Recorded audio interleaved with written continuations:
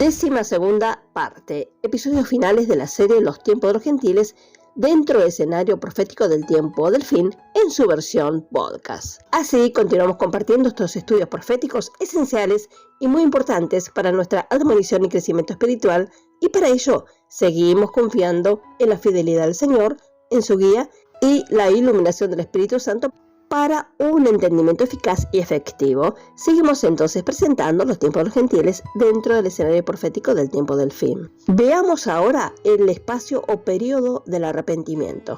Cuando Nabucodonosor se convirtió en rey de Babilonia, al parecer el Señor le dio a los judíos 19 años. Esto es del 606 al 587 para que ellos se arrepientan y que ellos mismos se comportaran. Si lo hubieran hecho así, los 70 años de cautiverio sin duda nunca hubiesen llegado, a pesar de que podrían haber estado bajo el dominio gentil. ¿No era ese el periodo de las advertencias y ruegos en las lágrimas de Jeremías? Pero al igual como lo fue después en el tiempo de Cristo, que ellos no quisieron. Por lo tanto, parece que Dios ha dado a los gentiles tiempo extra, comenzando en 1914, para que se arrepientan y reconozcan a Cristo como Salvador, en vista de recibirle como el ordenado Rey de Reyes y Señor de Señores. Primera de Timoteo capítulo 6, verso 15, la cual a su tiempo mostrará al bienaventurado y solo soberano Rey de Reyes y Señor de Señores. Apocalipsis 19, 16, y en su vestidura y en su muslo tiene escrito este nombre, Rey de Reyes y Señor de Señores. Romanos capítulo 11, verso 18 al 21 pueden leer. ¿Por qué Pablo dice a los gentiles: no te jactes contra las ramas, estos son los judíos, ni seáis de alto espíritu sino temed? ¿Cuál es el propósito divino de la soberanía de la lluvia tardía, con sus poderosos acompañamientos, milagros, signos, señales y maravillas? Se dice tanto y se ha escrito acerca de la venida de Jesús, porque las naciones están siendo advertidas de los terribles juicios o resoluciones judiciales y sentencias horribles que están justamente por delante. Ello es el día de su preparación. Leemos en Nahum capítulo 2, verso 3. Aunque la visión tardare, aún por un tiempo, mas no se apresura hacia el fin. Y no mentirá, aunque tardare, espéralo, porque sin duda vendrá, no tardará. Si los judíos y gentiles hoy escuchasen las advertencias, los juicios predichos no vendrían. Sin embargo, Dios sabía que el mundo no lo tendría en cuenta, no prestaría atención, por lo tanto, Él se verá compelido a tomar su ira, de la cual ya se ha dado abundantes y explícitos anuncios. La negativa judía del mesiasgo de Cristo y la usurpación gentil de su reinado será la ocasión del justo día de aflicción. La tercera compañía declarada son los ofensores o tropezadores. Y dice en 1 Corintios capítulo 10, verso 32, no seáis tropiezo ni a judíos, ni a gentiles, ni a la iglesia de Dios. Hemos llegado a la tercera causa del grande y terrible día, día de oscuridad y tinieblas. Primero vimos que los judíos eran los rechazadores de Cristo. Segundo vimos también que los reyes gentiles eran los usurpadores, porque no reconocen a Cristo como legítimo gobernante del mundo, dado por Dios. Tercero, pero, ¿quiénes son entonces los infractores u ofendedores o tropezadores? Respondemos preguntando, ¿a quién Pablo escribió las advertencias de arriba? Para los santos de Corinto, por supuesto que estaban volviéndose inflados en su lugar. Leemos en 1 Corintios capítulo 4, versos 6 y 7. Porque, ¿quién te distingue? ¿O qué tienes que no hayas recibido? Y si lo recibiste, ¿por qué te glorías como si no lo hubieras recibido? Israel fue la ordenada luz del mundo. Mateo capítulo 5, verso 14. Su luz se apagó por rechazar a Jesús, quien es la luz en sí mismo. Después de su ascensión, la iglesia fue su única lumbrera. Efesios capítulo 5, verso 8. Porque en otro tiempo erais tinieblas, mas ahora soy luz en el Señor, andad como hijos de luz. Filipenses capítulo 2, verso 15. Para que seáis irreprensibles y sencillos, hijos de Dios sin mancha, en medio de una generación maligna y perversa, en medio de la cual resplandecéis como luminares en el mundo. Actualmente su brillante resplandor se puso oscuro o se ha nublado. Éfeso dejó su primer amor. Pérgamo retiene su nombre en profesión, pero lo niega en la conducta, lo que Corinto también empezaba a hacer. Pérgamo toleraba la doctrina de Balaam o la comunión con el mundo, como se ve en Apocalipsis capítulo 2, verso 14.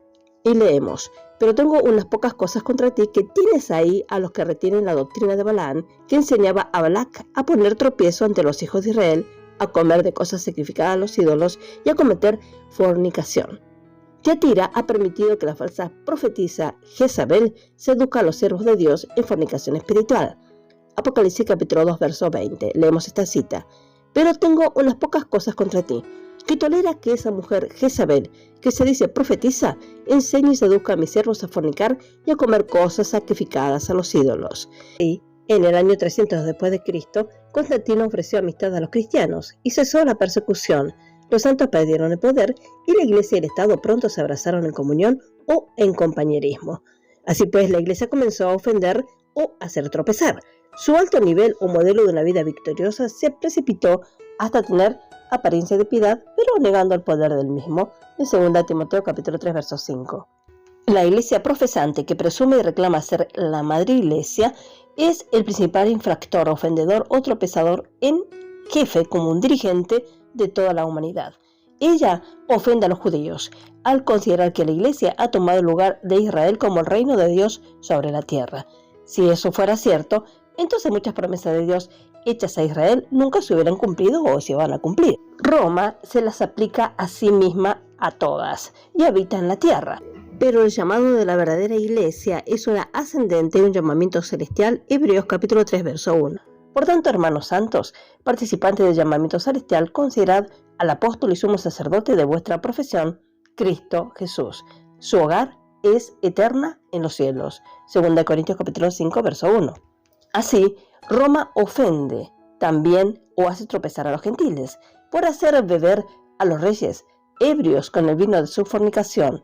Ella los embriaga con conquista. Ella enseña que la iglesia es la que va a convertir al mundo e introducir el milenio.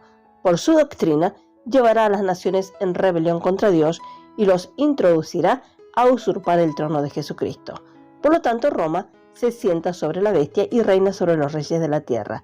Apocalipsis capítulo 17, verso 3 y 18. Y leemos esta referencia. Apocalipsis capítulo 17, verso 3. Y me llevó en el espíritu al desierto y vi a una mujer sentada sobre una bestia escarlata, llena de nombres de blasfemia, que tiene 7 cabezas y 10 cuernos.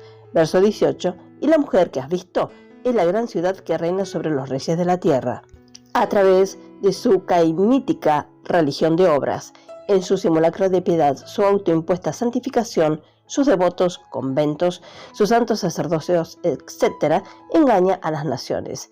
Ella trafica con esclavos, almas de hombres, haciendo que se tropiecen hasta el infierno. Apocalipsis capítulo 18, verso 1 al 24 pueden leer. Como la iglesia profesante de Cristo ofende a la verdadera iglesia de Cristo.